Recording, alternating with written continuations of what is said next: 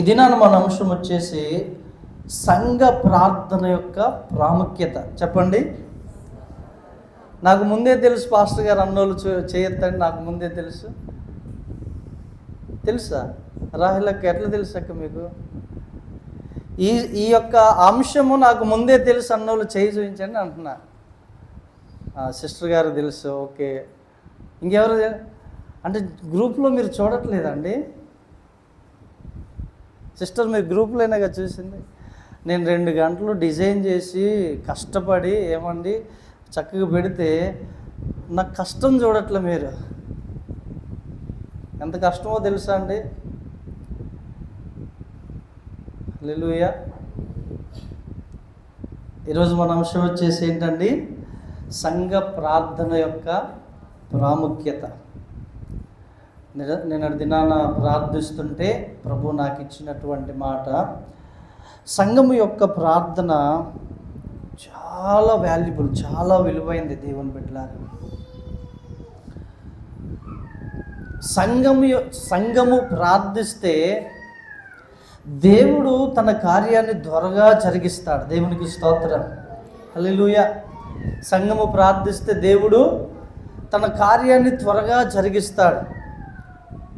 మనం వ్యక్తిగతంగా ప్రార్థన చేసుకునేది వేరు, పోరాడేది వేరు. కానీ ఒక అంశము నిమిత్తం సంఘము గనక ఏకీభవించింది అంటే ఆ కార్యము చేయకుండా దేవుడు ఊరుకోలేడండి. హల్లెలూయా. ఆ యొక్క దేని నిమిత్తం అయితే సంఘం ఏకీభవించిందో ఆ యొక్క కార్యమును దేవుడు చేయకుండా ఆయన ఉండలేడు. అందుకని సంఘం యొక్క ప్రార్థన చాలా ప్రాముఖ్యమైంది. 2 నెలల క్రితం పాస్టర్ గారు అన్నారు, సార్ నా దేవుడు నన్ను ప్రేరేపిస్తున్నాడు సంఘ క్షేమం నిమిత్తం ప్రార్థన చేద్దామని. అలాగూ మనం వారము సంఘ క్షేమాభివృద్ధి నిమిత్తం ప్రార్థన చేస్తున్నాం. హల్లెలూయా. అది ఎంతో జయము. ఎవరు పరధ్యానంలో లేరుగా, ఇక్కడే ఉన్నారుగా. సంఘ ప్రార్థన సామూహిక ప్రార్థన, ఏక మనస్సు కలిగి చేసే ప్రార్థన సంఘానికి గొప్ప జయం అండి. హల్లెలూయా. సంఘానికి జయం, సంఘంలో ఉన్న కుటుంబాలకి కూడా జయము, క్షేమం అలాగూ అభివృద్ధి చెందుతూ ఉంటుంది. దేవునికి స్తోత్రం, హల్లెలూయా. ఎప్పుడైతే సంఘముగా మనము ఏక మనస్సు కలిగి ప్రార్థన చేస్తామో, ఏక మనస్సు కలిగి దేవుణ్ణి వేడుకుంటామో అక్కడ ఖచ్చితంగా దేవుడు ఉంటాడండి. హల్లెలూయా. ప్రభు ఏమన్నారు? ఒకసారి మత్తయి సువార్త 18వ అధ్యాయము 20వ వచనం చదవండి. 18వ అధ్యాయం 20వ వచనం. Praise the Lord. ఏలయనగా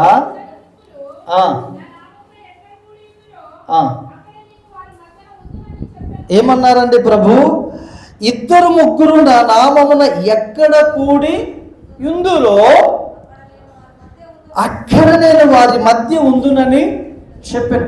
ఇప్పుడు ఇంతమంది కూడుకొని ఉన్నప్పుడు ప్రభు ఇక్కడ ఉంటారా ఉండరా? చెప్పండి. ఏం మాట్లాడట్లేదండి. పాపం ఛత్తీస్గఢ్ పాస్టర్ గారు వచ్చి, ఏంటి పాస్టర్ ఆయన ఫిలిప్పయ్య గారు ఎన్నిసార్లు మొత్తుకున్నాడండి, ఆయన ఎన్నిసార్లు అరిశాడు, ప్రతిస్పందించాలని. హల్లెలూయా. ఒక వాక్యము నిన్ను తాకినప్పుడు ఆటోమేటిక్గా నీ హృదయంలో నుండి, నీ నోట్లో నుండి ఆమేన్ హల్లెలూయా అనేది రావాలండి. Praise the Lord. అలాగున మనం కనెక్ట్ కావాలి వాక్యానికి. నువ్వు పరధ్యానంలో ఉండి ఏదో పోగొట్టుకున్నట్లుగా మందిరంలో కూడా అలాగే కూర్చొని ఉన్నావనుకో, అంత ప్రయాసపడి ఏమండి వచ్చి ఏమన్నా ఉపయోగం ఉంటుందా? ప్రభు ఏమన్నాడు? ఎక్కడైతే 2-3 నా నామమున ఏకీభవించి కూడి ఉందరో అక్కడ. మీరు కూడా చూడండి, మీ గృహాల్లో ఒక్కోసారి 5 మంది కూడి ఉంటారు, 2-3 కూడి ఉంటారు, పక్కింటి వాళ్ళు వచ్చి కూర్చుంటారు. నా ప్రశ్న, అక్కడ దేవుడు ఉంటాడా? అక్కడ ప్రభు ఉంటారా?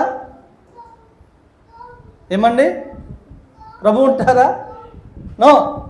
ఎందుకని? అక్కడ మీరు కూడి ఉన్నారు, అక్కడ మీరు ఏకీభవించి ఉన్నారు, కానీ మీ సొంత కార్యముల నిమిత్తం లేదా మీ సొంత సంభాషణ మాటల నిమిత్తం కూడి ఉన్నారు, కానీ దేవుని నామాన్ని బట్టి కూడి ఉన్నారా? అక్కడ ప్రభు ఏమన్నారంటే, చదవండి, ఏలయనగా ఇద్దరు ముగ్గురు నా నామమున ఎక్కడ అక్కడ నేను వారి మధ్యన. జాగ్రత్త దేవుని సంగమా, దేవుని బిడ్డలారా,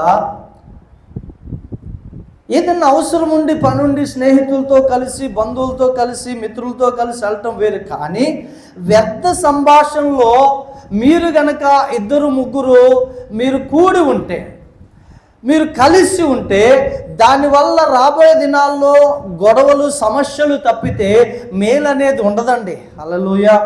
దేవుడు ఏమన్నారు? విస్తారమైన మాటలలో దోషముండక మానదు. ఆయన వచ్చి కూర్చుంటుంది, ఆయన వచ్చి కూర్చుంటారు, ఏముండదు, సోది వ్యర్థం. ఆయన అట్లా, ఈమె ఇట్లా, ఇది ఇట్లా, అది అట్లా.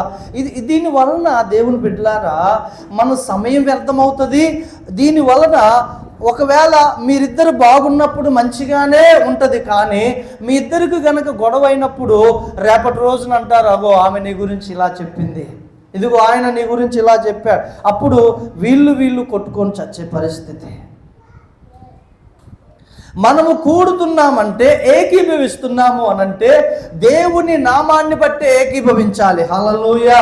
Praise the Lord brother, praise the Lord sister. Okay, వచ్చారా, కూర్చున్నారా, దేవుని విషయాలు మాట్లాడాలి. దేవునికి సంబంధించినటువంటి, ఆరాధనకు సంబంధించినటువంటి, ప్రార్థనకు సంబంధించినటువంటి విషయాలే మనం సంభాషించినప్పుడు ఖచ్చితంగా దేవుడు అక్కడ ఉంటారు. సంఘ ప్రార్థన చాలా ప్రాముఖ్యమైనది. దేవుడు సంఘానికి చాలా ప్రాధాన్యత ఇచ్చారు.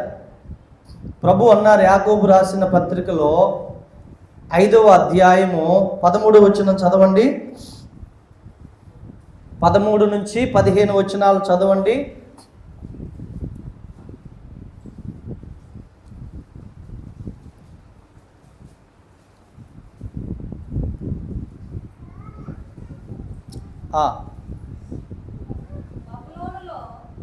యాకోబు రాసిన పత్రిక 5వ అధ్యాయము 13వ వచనం. మీలో ఎవరికైనాను శ్రమ సంభవించిన అతడు ప్రార్థన చేయవలెను, ఎవరికైనాను సంతోషము కలిగిన అతడు కీర్తనలు పాడవలెను. మీలో ఎవడైనాను రోగి అయి ఉన్నాడా, అతడు సంఘపు పెద్దలను, చూసారండి, మీలో ఎవడైనాను రోగి అయి ఉన్నాడా, అతడు సంఘపు పెద్దలను పిలిపింపవలెను, వారు ప్రభు నామమున అతనికి నూనె రాచి అతని కొరకు ప్రార్థన చేయవలెను. విశ్వాస సహితమైన ప్రార్థన ఆ రోగిని స్వస్థపరచును, ప్రభు అతను లేపును. పాపములు గనక చేసిన వాడైతే పాప క్షమాపణ ఎప్పుడు? సంఘ పెద్దలు వెళ్ళి ప్రార్థన చేసినప్పుడు. ఎంత ఆధిక్యత దేవుడు ఇచ్చాడంటే, ఏమండి, మీ కుటుంబాల్లో సంఘ ప్రార్థన జరగక ఎన్ని సంవత్సరాలైంది, ఎన్ని నెలలైంది? ఎంత శాపం తెలుసా అండి అది? ఎంత కృంగిపోయిందో తెలుసా అండి ఆ కుటుంబం? సంఘము అడుగు పెట్టని కుటుంబము అది అభివృద్ధి చెందదండి. ఎందుకంటే దేవుడు చెప్తున్నాడు ఇక్కడ, మీలో ఎవడైనా రోగిగా ఉన్నాడా, అతడు సంఘపు పెద్దలను పిలిపించి ప్రార్థన చేయించుకుంటే రోగము పోయింది. ఒకవేళ పాపము చేసి ఉంటే ఆ పాపము కూడా దేవుడు క్షమిస్తాడు. కుటుంబ ప్రార్థనను చాలామంది నిర్లక్ష్యం చేస్తున్నారు. సంఘం అంటే కనీసము 2 నెలలకైనా 3 నెలలకి, కనీసం సంవత్సరానికి ఒక్కసారైనా సంఘం మీ ఇంట్లో అడుగుపెట్టి ప్రార్థన చేస్తే నీ కుటుంబానికి ఎంతో దీవెనండి. చాలా ఆశీర్వాదం. మొన్న సిస్టర్ గారికి బాగాలేదు, 3 వారాలు సంఘముగా వెళ్ళి ప్రార్థన చేశాం, దేవుడు విడుదల ఇచ్చాడు. దేవుడికి స్తోత్రం. మొన్ననే శుక్రవారం ముగింపు ప్రార్థన చేశాం. చక్కగా చికెన్ తెచ్చారు, సంఘం అంతటికి భోజనాలు చేశారు, దేవుడు స్వస్థపరిచిన కృతజ్ఞతగా దేవుణ్ణి మహింపరిచారు. అంతకుముందు 30,000 40,000 హాస్పిటల్లో పెట్టారు కానీ పోలేదు. కానీ సంఘము అడుగుపెట్టి ప్రార్థన చేస్తే జయం వెంబడి జయం, జయం వెంబడి జయం నీ కుటుంబానికి కలుగుద్ది. హల్లెలూయా. సంఘ ప్రార్థన ఎంతో ప్రాముఖ్యమైనది, విలువైందండి. నువ్వు కోరాలి, సంఘమా మా కొరకు ప్రార్థన చేయమని. సంఘము గనక ఏకీభవిస్తే పాతాళ ద్వారములు దాని ఎదుట నిలువ. 16వ అధ్యాయము మత్తయి సువార్త చూడండి, ప్రభు అదే అన్నారండి. 18వ వచనం చదవండి, ఒక్క పేజీలో. మరియు నీవు పేతురు, ఈ బండ మీద నా సంఘమును కట్టుదును, పాతాళ లోక ద్వారములు. హల్లెలూయా, హల్లెలూయా. ఎంత అద్భుతం అండి. పాతాళ లోక ద్వారములు దాని ఎదుట నిలవలేరు. సంఘము ఎదుట పాతాళ లోక ద్వారాలు నిలవలేవండి. అంత బలమైంది సంఘ ప్రార్థన. సంఘమునకు దేవుడు అంత శక్తినిచ్చాడు, అంత బలమునిచ్చాడు, అంత అభిషేకాన్ని ఇచ్చాడు. అసలు యేసు ప్రభు ప్రాణం పెట్టింది ఎవరి కోసమండి? సంఘము కోసమే. ఈరోజు చాలామంది విశ్వాసులు సంఘముతో కలిసి ఉండటానికి ఇష్టపడట్లే. ఆదివారం సంఘముతో కలిసి సహవాసం చేయడానికి ఇష్టపడని క్రైస్తవులు ఉన్నారండి. కొంతమంది అయితే సంఘానికి రాక ఎన్ని సంవత్సరాలైంది, ఎన్ని నెలలైందో. అది క్షేమము కాదండి, అది మేలు కాదు. ఏకీభవించాలి. 10వ అధ్యాయంలో ఏమన్నాడు హెబ్రీ గ్రంథకర్త?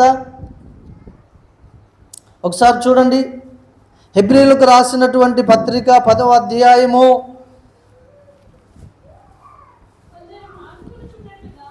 24వ వచనంలో కొందరు మానుకొనుచున్నట్లుగా సమాజముగా కూడుట మానక ఒకరినొకడు హెచ్చరించుచు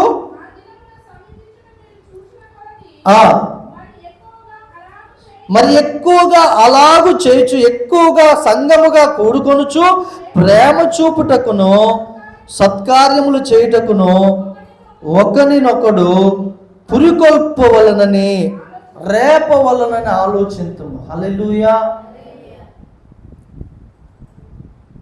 ఆ దినము ఏ దినం అండి?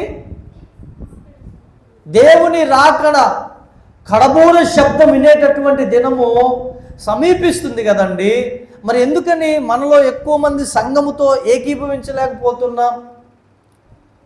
ఇక్కడ చూడండి, ఇంట్లో ఒక ఇద్దరు వస్తే మరొక ఇద్దరు రాలే, భార్య వస్తే భర్త రాలే, భర్త వస్తే భార్య రాలే, తల్లిదండ్రులు వస్తే పిల్లలు రాలే, పిల్లలు వస్తే తల్లిదండ్రులు రాలే. ఆ దినము సమీపించటం మనం చూస్తున్నాం. యుద్ధాలు, భూకంపాలు, కరువులు, మనిషి చంపుకోవటం, తల్లులే పిల్లల్ని చంపటం, తండ్రులే పిల్లల్ని చంపటం, బైబిల్లో చెప్పినట్లుగా కొట్టొచ్చినట్టుగా జరుగుతుంది. దేనికంటే దేవుని రాకడకు సూచన. అయితే సంఘముగా మనం కూడుకోవాలి, సంఘముగా దేశము కొరకు మనము ప్రార్థన చేయాలి. హల్లెలూయా. అయితే సంఘ ప్రార్థన ద్వారా జరిగే కొన్ని కార్యాలు చూసి మనం ముగించుకుందాం. మొట్టమొదటిగా చూద్దాం, ఇక్కడ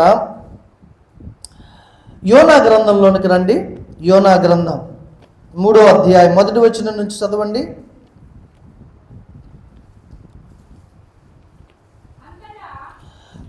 మూడో అధ్యాయం 1వ వచనం. అంతటా యెహోవా వాక్కు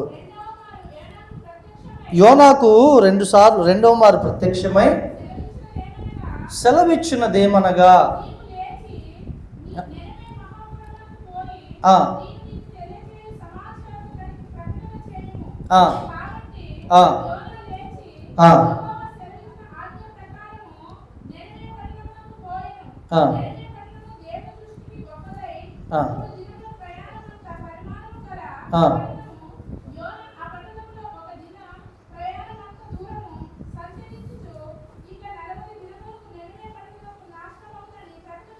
చాలు చాలు చాలు చాలు.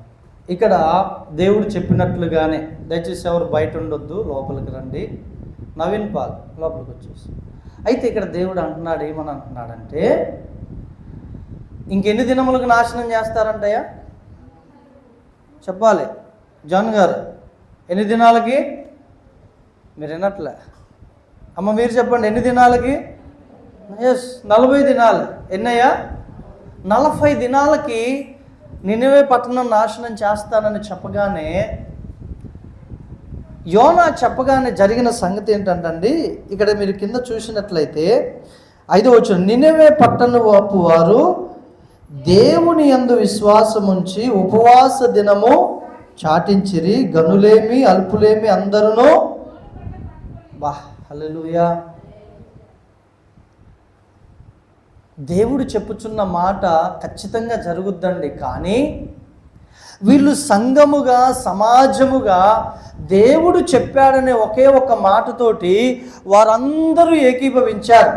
ఏకీభవించి ఏం చేశారో తెలుసా అండి? ఇంకా కిందికి వచ్చినట్లయితే 7వ వచనం చూడండి. మరియు రాజైన తానును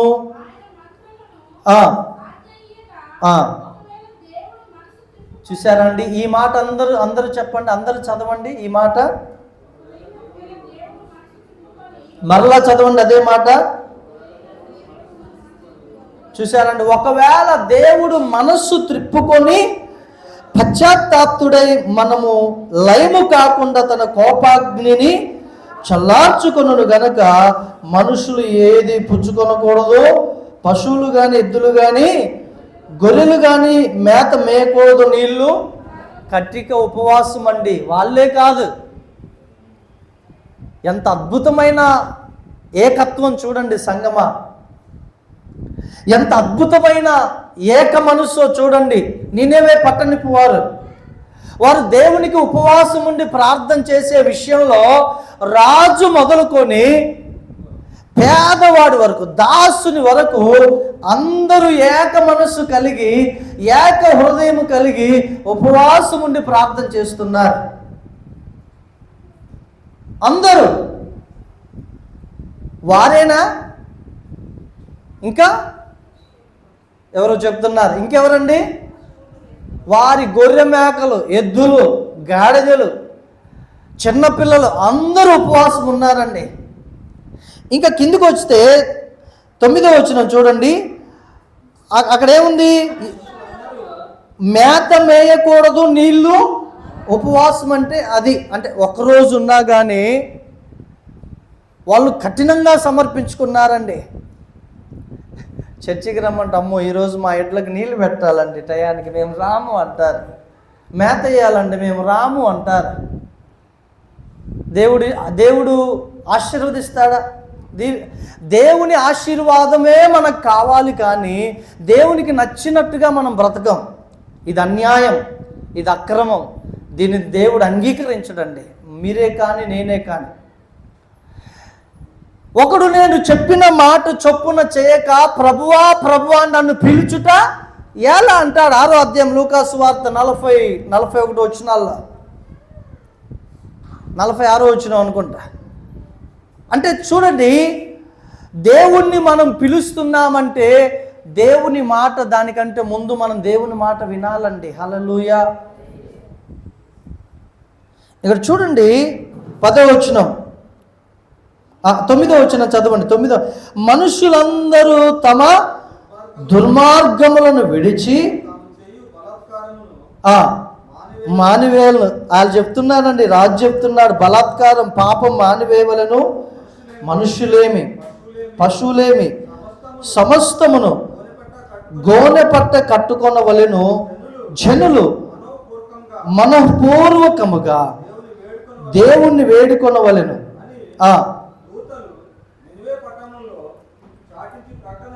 10వ వచనం అందరం కలిసి చదువుదామండి. 10వ వచనం, ఈ నినెవే వారు తమ చెడు నడతలను మానుకొనగా వారు చేయుచున్న క్రియలను దేవుడు చూచి పశ్చాత్తాప్తుడై వారికి చేయుదునను తాను మాట ఇచ్చిన కీడు చేయక. మీకు ఒక ప్రశ్న, ఇక్కడ పశ్చాత్తాప్తుడై ఉంది కదా, ఫస్టే వారు దేవుడు ఒకవేళ మన ఎడల పశ్చాత్తాపడునో లేమో అన్నారా లేదా? అనలేదా అండి? ఎక్కడుందా మాట? పైన దేవుడు ఒకవేళ మనస్సు త్రిప్పుకొని పశ్చాత్తాప్తుడై మనము లయము కాకుండా, దేవుని సంఘముగా ఏకీభవించి ఒక అంశము నిమిత్తం ప్రార్థన చేస్తే ఖచ్చితంగా దేవుడు ఆ కార్యాన్ని జరిగిస్తాడండి. ఆమేన్, హల్లెలూయా. ఖచ్చితంగా దేవుడు జరిగిస్తాడు. సంఘముగా మనం ప్రార్థన చేయాలి. ఆ యొక్క విలువ మీకు తెలిసి ఉండాలి. భక్తి సింగ్ గారి సంఘంలోనండి ఆయన నడిపిస్తున్న ఆ కాలంలో ఏమండి, నేను ఆ బుక్లో చదివాను, కలెక్టర్స్ వచ్చేవారు, ఆయన మీటింగ్కి ఒకరిద్దరు వచ్చేవారు అనుకుంటా.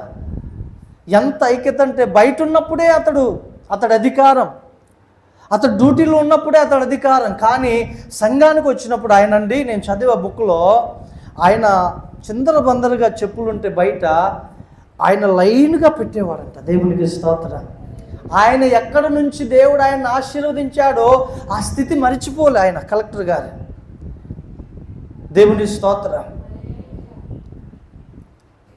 కారణం ఏంటంటే సంఘము ఎంత విలువైందో ఆ వ్యక్తికి తెలుసండి. హల్లెలూయా. ఎంత విలువైందో సంఘము ఆ యొక్క వ్యక్తి కలెక్టర్ గారికి తెలుసు. కాబట్టి అతడు సంఘముతో కలిసిపోయే మనసు ఆ ఉన్న 2 గంటల, ప్రేమతో మాట్లాడే మనసు ఆ 2 గంటల, ఆప్యాయతతో పలకరించే మనసు ఆ 2 గంటలు. హల్లెలూయా. సంఘమును ప్రేమించువారు వారి జీవితంలో వారు వర్ధిల్లుతారు. యెరూషలేము ప్రేమించిన వారు వర్ధిల్లుతారండి. నూతన యెరూషలేము అంటే సంఘమే. దేవునికి మహిమ కలుగునుగాక. రెండవదిగా ఎస్తేరు గ్రంథంలో చూద్దాం. ఎస్తేరు గ్రంథం 4వ అధ్యాయం 14వ వచనం చదవండి.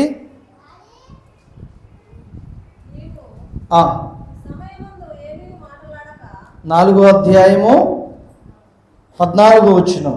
నీవు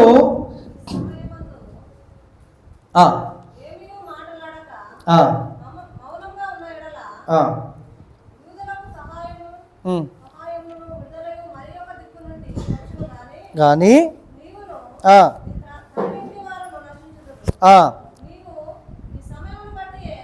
నీవు ఈ సమయమును బట్టియే రాజ్యమునకు వచ్చితివేమో. ఈ మాట జాగ్రత్తగా వినండి, అందరు బైబిల్ చూడండి. అప్పుడు ఎస్తేరు మొర్దెకైతో మరలా ఇట్లనెను, నీవు పోయి షూషనునందు కనబడిన యూదులందరినీ సమాజ మందిరమునకు సమకూర్చి నా నిమిత్తము ఉపవాసముండి 3 దినములు అన్నపానములు చేయకుండుడి. నేనును నా పనికత్తెలను కూడా ఉపవాసముందుము. ప్రవేశించుట న్యాయ వ్యతిరిక్తముగా నున్నను. నేను రాజు నొద్దకు నేను నశించదను. హల్లెలూయా, హల్లెలూయా. ఇక్కడ ఒక సమస్య వచ్చింది దేవుని సంగమా. ఏమిటి ఆ సమస్య అంటే, ఈ యొక్క బబులోను దేశములో, లేకపోతే ఈ కల్దీల దేశంలో పారసీక రాజు అహష్వేరోషు రాజు పరిపాలిస్తున్నటువంటి ఆ కాలంలో హామాను అనేటటువంటి ఒక దుష్టుడు యూదులందరినీ చంపాలని ఒక ఆజ్ఞను జారీ చేశాడు ప్రభుత్వం ద్వారా, రాజు ముద్ర ఉంగరముతో. ఎవరిని బట్టి ఆ యొక్క శ్రమ సంభవించిందయ్యా అనంటే మొర్దెకైని బట్టి. ఎవరిని బట్టి? మొర్దెకైని బట్టి. ఒకసారి ప్రేమిట్రా, ఒకసారి ఎవరిని బట్టండి? మొర్దెకైని బట్టి. మొర్దెకైని బట్టి ఆ శ్రమ సంభవించగానే ఈయనెవరు? మొర్దెకై. ఈయనెవరండి? మొర్దెకై. ఈ మొర్దెకైని బట్టి శ్రమ సంభవించగానే ఈ మొర్దెకై పెంచుకున్న కుమార్తె పేరు ఏం పేరండి? రాణిగా ఎన్నుకొనబడిన ఆమె ఎస్తేర్ డైరెక్ట్గా ఎస్తేర్ దగ్గరికి వెళ్ళటం, అప్పటికే నీ తండ్రి ఇంటిని తెలియచేయకన్నాడు మొర్దకై. సో ఎలాగూ సమాచారం పంపించాలో తెలియక ఎవరు మాట వినకపోతే మొర్దకయ్యే గోనెపట్ట కట్టుకొని ఏమండి రాజుగారి యొక్క రాజ్యములోనికి ఆ యొక్క వీధిలోనికి వెళ్ళి నిలబడగానే ఎస్తేరు చూసి గుర్తుపట్టి అక్కడున్న షండులను పంపించి, ఇదిగో ఈ వస్త్రములు వేసుకోమంటే నీ వస్త్రములు నాకు వద్దంటాడు మొర్దకై.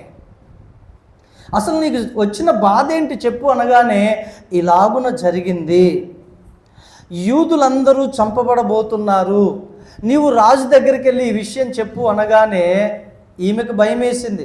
నేను రాజు దగ్గరికి వెళ్ళటం ఏంటి, ఒకవేళ ఈ విషయం చెప్తే ఆయన ఏమంటాడు, చంపేస్తాడేమో. ఏమన్నా ఆ రోజుల్లో రాజు ప్రమేయం పర్మిషన్ లేకుండా రాణులు కూడా ప్రవేశించడానికి లేదు రాజ్యంలో. ఆమె అంటది, నేటికి నేను 30 దినముల నుంచి రాజు దగ్గరికి వెళ్ళలేదంటది. సరే ఓకే, ఈమె తన హృదయాన్ని దిట్టపరుచుకొని ఎస్తేరు మొర్దకైతో అంటది, నీవు షూషన్ కోటలోకి వెళ్ళి కనబడిన యూదులతో చెప్పు, సమాజ మందిరంలో నా నిమిత్తం 3 దినాలు ఉపవాసం ఉండమని. హల్లెలూయా. సంఘముతో చెప్పు 3 దినాలు అన్నపానములు మాని ఉపవాసం ఉండమని. 3 దినములండి. మొర్దకై తనతో ఉన్నటువంటి యూదులు సమాజ మందిరంలో మంచినీళ్ళు తాగల 3 దినములు ఆహారము తినలేదు, కట్టిక ఉపవాసం ఉన్నారు.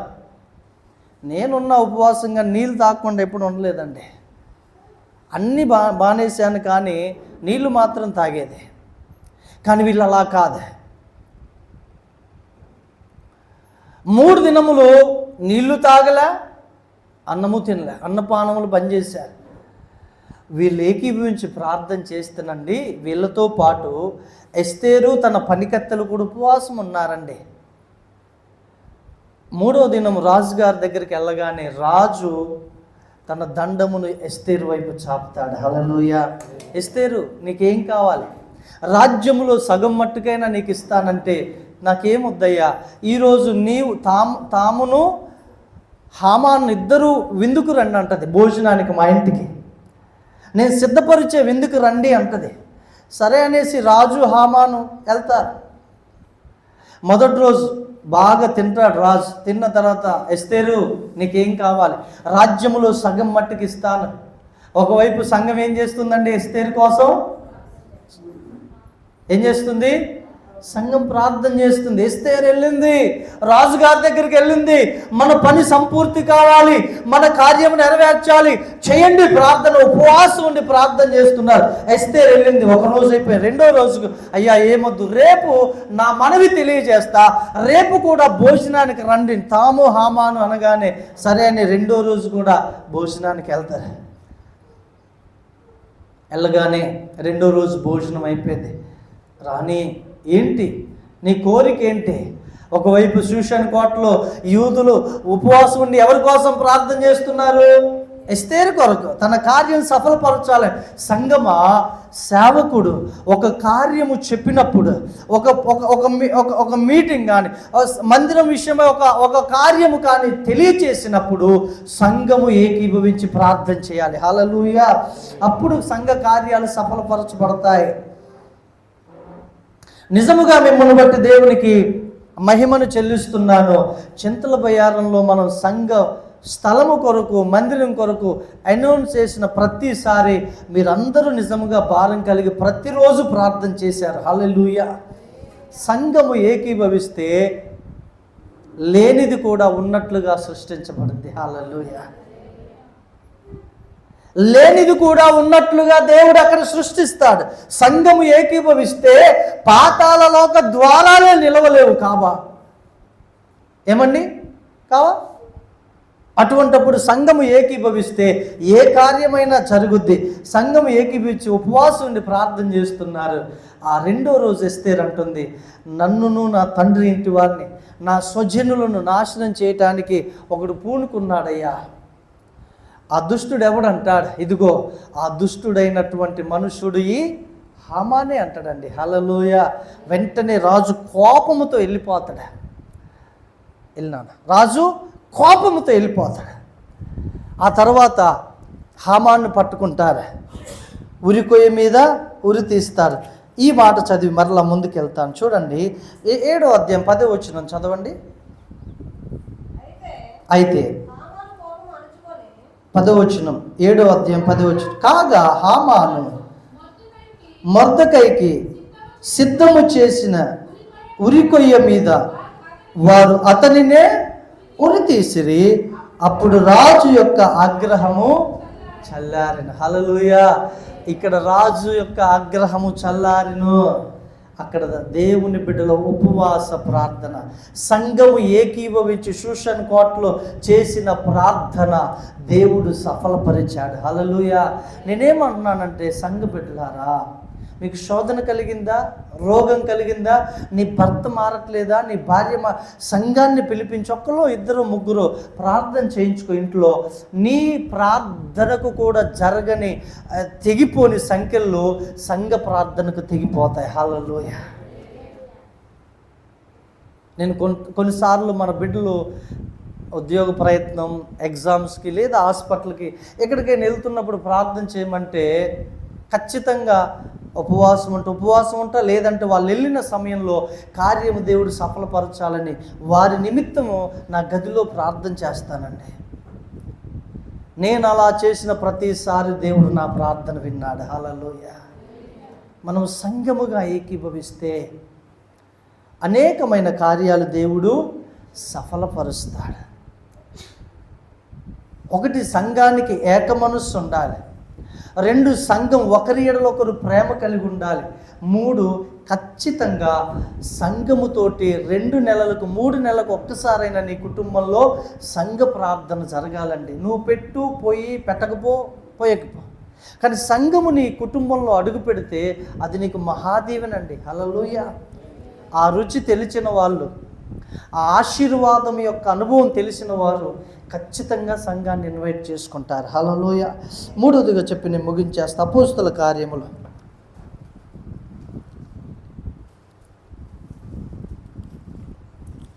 12వ అధ్యాయం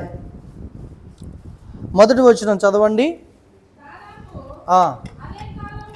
చదవండి అమ్మా.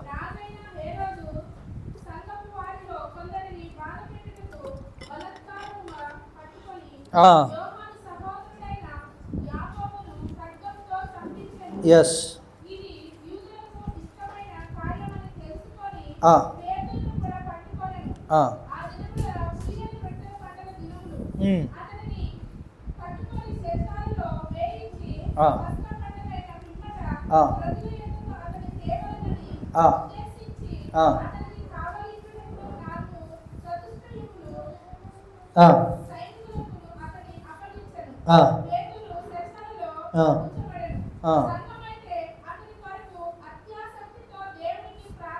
ఆమేన్. హల్లెలూయా. సంఘం అయితే అతని కొరకు ఎలా చేస్తుందండి ప్రార్థన? అత్యాసక్తితో. వా, ఎన్ని బంధకాలు తెగిపోతాయో తెలుసా అండి సంఘం ప్రార్థన చేస్తే. ఇక్కడ మీరు వినండి,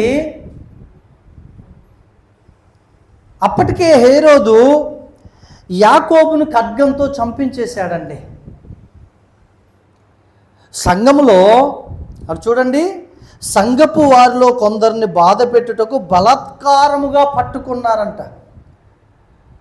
కొందరిని బలాత్కారముగా పట్టుకొని, సహజంగా క్రైస్తవ వ్యతిరేకులు చేసే పని ఏంటయ్యానంటే, వారిలో ఎవడైనా బలవంతుణ్ణి గనక మనం చెరపడితే వానిని అనుసరించేవారు చెదిరిపోతారనేది సాతానుడి యొక్క ప్లాన్. అది వీళ్ళు అమలవుతూ ఉంటుంది. అలాగుననే హేరోదు రాజు పరిపాలనలో యాకోబుని గనక ఖడ్గంతో మనం చంపేస్తే మిగిలిన వారు భయపడతారని ఆ రోజు యాకోబు గారిని చంపేశారు. పేతురు గారిని కూడా పట్టుకున్నారండి. పేతురుని పస్కా పండుగ అయిపోయిన తెల్లారే పేతురును కూడా చంపేద్దాన్ని చెరసాల్లో పెట్టి 4 చతుష్టముల అనగా 16 మంది సైనికుల్ని కావలిగా ఉంచారు. మొదటి కావలి, రెండో కావలి. అర్థమవుతుందా అండి? అంటే గేట్లు ఉంటాయి కావల్లో, ఒక మొదటి గేటు, రెండో గేటు, మూడో గేటు, అలా మొదటి కావలి దగ్గర నలుగురు, రెండో కావలి దగ్గర నలుగురు, జైల్లో నలుగురు, అలా 16 మందిని అక్కడ కావలిగా ఉంచారు. 4 చతుష్టములు. ఎంతమంది అండి? ఒక పేతురికి కాపులా ఉంది. బాబు ఇటు తిరగలనా? ఇటు తిరుగు. ఎంతమంది అండి? ఎంతమంది? 16. ఇప్పుడు చూడండి, రేపు పస్కా పండుగ అయిపోగానే ఆ తెల్లారి పేతురుని తీసుకొని వచ్చి పేతురుని కూడా చంపేద్దాం. అక్కడ ఒక మాట ఉంది. ఏంటి ఆ మాట? 3వ వచనం.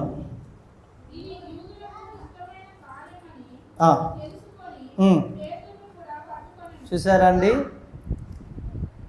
క్రైస్తవుల్ని హింసించుట, క్రైస్తవుల్ని బాధ పెట్టుట కొంతమందికి ఇష్టం. ఎంత ఇష్టం అంటే దానికోసం ఎంత ప్రయాస అయినా పడతారు. అది ఆదిలోనే కాదు, ఇప్పుడు కూడా అంతే. హల్లెలూయా. ఇప్పుడు కూడా అలాగే. పేతురుని తీసుకొచ్చేటప్పుడు జరిగిన కార్యం చూడండి. దేవుడు ఏదో ఒకళ్ళకి అవకాశం ఇస్తారు, కానీ అందరికీ దేవుడు అవకాశం ఇవ్వరండి. అందరికీ దేవుడు అవకాశం ఇవ్వరు. హల్లెలూయా, హల్లెలూయా. పేతురుని కూడా చెరసాల్లో వేస్తే అక్కడ ఏం జరిగింది చూడండి. సంఘం అయితే అతని కొరకు అత్యాసక్తితో ప్రార్థన చేయుచుంది. హేరోదు అతన్ని వెలుపలికి తీసుకొని రావాలని ఉండగా రాత్రియే పేతురు 2 సంకెళ్లతో బంధింపబడి 2 సైనికుల మధ్య నిద్రించుచుండెను. మరియు కావలి వారు తలుపు ఎదుట చెరసాల కాచుకొని చుండిరంట. ఏ బాబు, సున్నతి చేస్తా అరిసినవా అంటే కూర్చో. ఎక్కడున్నాడండి? 2 సైనికుల మధ్య పడుకున్నాడు. ఎవరు? పేతురు. అర్థమవుతుందా అండి? బయట ఏమో 16 మంది సైనికులు కాపులా ఉన్నారు. తెల్లారితే పేతురు ఏం చేయబడబోతున్నాడు? ఏమండి? చంపబడబోతుంటే 2 సైనికుల మధ్య ప్రశాంతంగా పడుకున్నారు. రేపు నువ్వు చచ్చిపోతామనగా ఈరోజు నీకు నిద్ర పట్టుద్దండి ఎవరికైనా? యాకోబు గారు, ఒక వ్యక్తి రేపు చనిపోతాడనగా ఈ రాత్రి ప్రశాంతంగా నిద్రపోతారా? అరే రేపు ఆపరేషన్ ఉందిరా అంటేనే ఈరోజు నిద్రపోడాడే. ఎట్లా చేస్తాడో ఆపరేషన్, ఆ గడ్డ ఎట్లా చేస్తాడో, ఆ కిడ్నీలో రాళ్ళు, 24 గంటలు నొప్పిరా బాబు, ఆ కత్తులతో నిద్రపోడిక. వారం నుంచే నిద్రపోడు. కొంతమంది సూది వేయించుకోవటానికే గడగలాడతారు, అంత భయం. కానీ ప్రాణం పోతుందంటే ఏమండి అసలు ఉంటుందా? కానీ మనోడు ఏం చేస్తున్నాడు? ఆ మాట చదవండి అమ్మా. 6వ వచనం. హేరోదు అతన్ని వెలుపలికి తీసుకురావాలని ఉండగా ఆ రాత్రి 2 సంఖ్యలతో బంధింపబడి, చూసారా అండి? 2 సైనికుల మధ్య ప్రశాంతంగా పడుకున్నాడు. మరి అతని ధైర్యం ఏంటోనండి. అనుకొని ఉంటాడు పేతురు, ఎంతో సేవ చేశాను, నా నీడ పడ్డోళ్ళు కూడా చచ్చిపోయిన వాళ్ళు లేచారు, రోగులు బాగైపోయారు, ఇంకా నాకు చాలు అనుకున్నాడేమో. అయినా నాకంటే ముందు యాకోబు ఖడ్గంతో చంపబడ్డాను, నిన్న పరలోకం వెళ్ళాడు, నేను కూడా పోతాను అనుకుని ప్రశాంతంగా పడుకో. ఈరోజైనా ఇక నాకు రెస్ట్ దొరికింది, రోజు సేవలు వెళ్ళేవాడిని కదా, ఇటుపక్క ఒక సైనికుడు ఇటుపక్క ఒక సైనికుడు ఆయక పడుకుందా అని పడుకున్నాడు. ఈలోపు ఏమండి ప్రశాంతంగా పడుకుంటే సంఘం పడుకోలేదండి. సంఘం పడుకుందా? సంఘం ఏం చేస్తుంది? అతని కొరకు అత్యాసక్తితో ప్రార్థన చేస్తుందండి. 7వ వచనం చదివితే, ఇదిగో ప్రభు దూత అతని దగ్గర నిలిచెను, అతడుండిన గదిలో వెలుగు ప్రకాశించెను. దూత పేతురు ప్రక్కను తట్టి త్వరగా లెమ్మని చెప్పి అతన్ని లేపగా సంకెళ్ళు అతని చేతుల నుండి, ఒకసారి చప్పట్లు కూడా దేవుడిని మహిమ చెల్లించండి. హల్లెలూయా. దేవదూత వచ్చి పేతురు ఇలా టచ్ చేయగానే సంఖ్యలు ఊడిపోయాయంట. సైనికులు వేసిన సంఖ్యలు 2 సంఖ్యలు ఏమైపోయాయండి? ఊడిపోయాయి. ఇదొక అద్భుతం.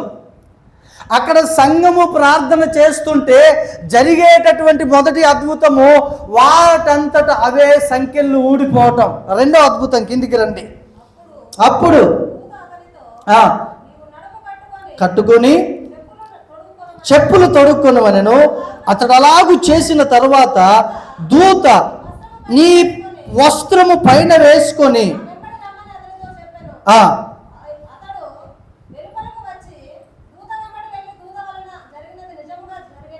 గ్రహింపక హల్లెలూయా లేచాడు పేతురు గారు. వెళ్తున్నాడు దేవదూతతోటి. 2 సైనికులు కూడా పడుకున్నారు పాపం పేతురుతో పాటు. ఆ సంఖ్యలు ఉన్నాయిగా, వాడు ఆడికి వెళ్తాలే పడుకోరా అని 2 అనుకున్నారు. 2 పడుకున్నారు. మరి ఇక్కడ 16 మంది సైనికులు ఉన్నారు. మరి వాళ్ళ పరిస్థితి ఏంటి? దర్శనం వస్తుందేమోనని వెళ్తున్నాడు మనోడు పేతురు. ఎక్కడ మెలకు వచ్చిందో తెలుసా? అంటే చూస్తున్నాడు, దర్శనం అనుకుంటున్నాడు. ఇప్పుడు ఒక దేవదూత చేయబట్టుకు రా అంటే వస్తున్నాడు, వెళ్తున్నాడు. అని ఆ కింద చూడండి, ఎన్నో వచ్చినమ్మా? 9వ వచనమా? 10వ వచనం. మొదటి కావలిని 2వ కావలిని దాటి పట్టణమునకు పోవు ఇనుప గవిని యొద్దకు వచ్చినప్పుడు హల్లెలూయా. ఒకసారి చప్పట్లు కొట్టండి దీనికి కూడా. ప్రైజ్ అలాడ్ హల్లెలూయా. ఇప్పుడు ఎక్కడైనా స్టేషన్లో రాత్రి గడి పెడతారా పెట్టరా? ఏమండి? రాత్రి ఖచ్చితంగా గడి పెట్టేస్తారు. అవసరమైతే తాళం వేసేస్తారు మెయిన్ గేట్.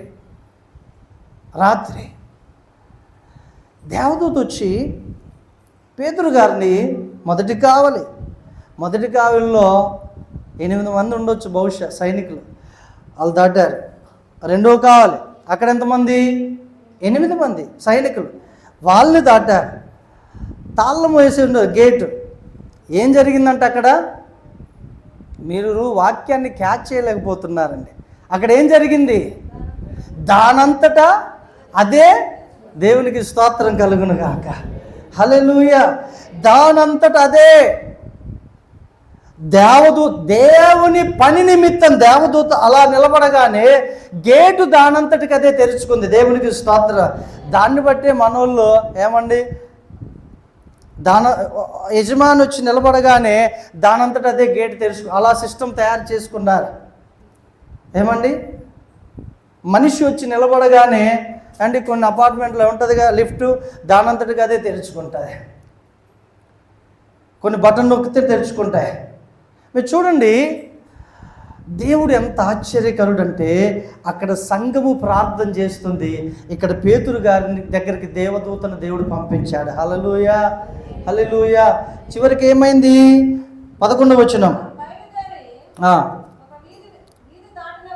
13వ వచనం చదవండి. అతడు తలవాగిటి తలుపు తట్టుచుండగా రోదే అని ఒక 12వ వచనం చదవండి. ఇట్లు ఆలోచించుకుని అతడు మార్కు అని మారు పేరు గల యోహాను తల్లి అయినా మరి ఇంటికి వచ్చిన అక్కడ అనేకులు కూడి, ఎప్పుడండి?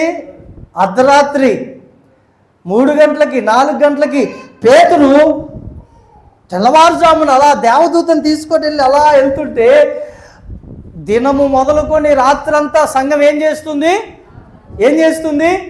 రాత్రి పడుకున్నారా? వాళ్ళు పడుకోలే. ఇటువంటి ప్రార్థనలు వినటం చాలా తక్కువైపోయింది దేవుని బిడ్డలారా. అందుకే నా దేవుని కార్యాలు జరగలేకపోతున్నాయి.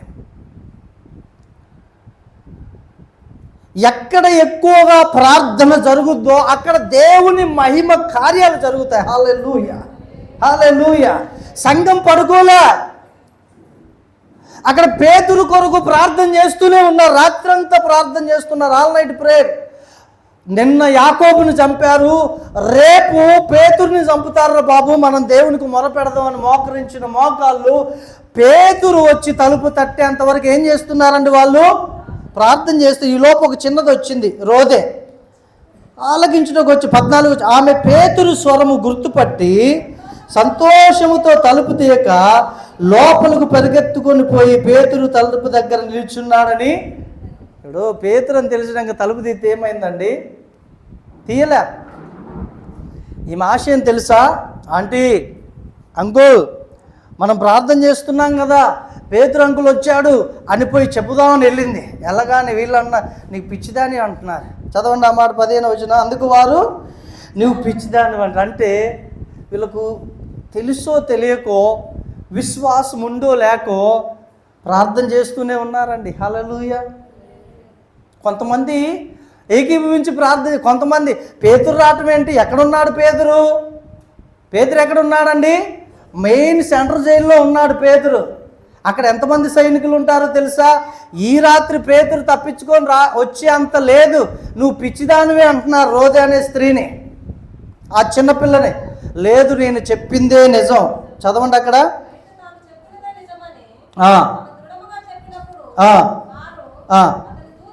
దూత అనిరి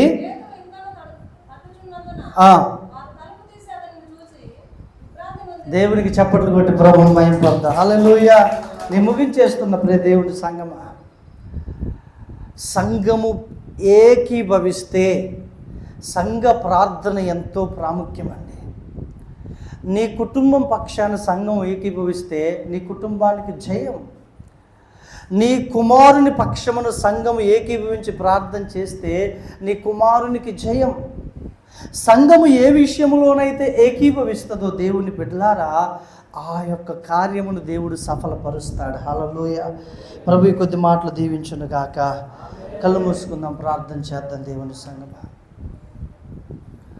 thank you Jesus. Hallelujah. Thank you Jesus. Hallelujah. Thank you Jesus.